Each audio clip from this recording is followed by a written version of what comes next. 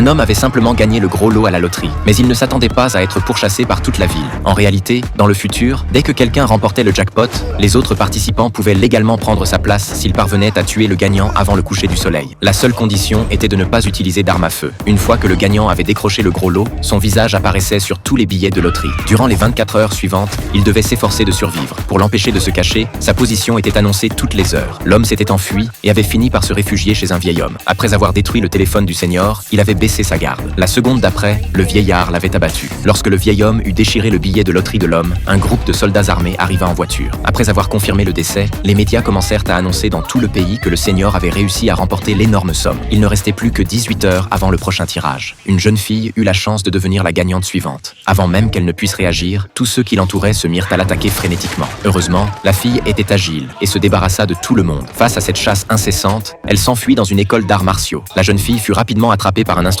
qui l'étrangla fermement. Alors que sa vie ne tenait qu'à un fil, un protecteur descendit du ciel et la sauva aisément. Si le garde parvenait à maintenir le gagnant en vie jusqu'au coucher du soleil, il recevrait 10% du prix en guise de récompense. La fille signa immédiatement un contrat de protection avec l'homme. Grâce à leur coopération, ils mirent rapidement tout le monde au tapis. Ensuite, ils partirent tôt sans tarder en voiture. À ce stade, il restait 6 heures avant le crépuscule. Ils allèrent faire face à de plus grands obstacles.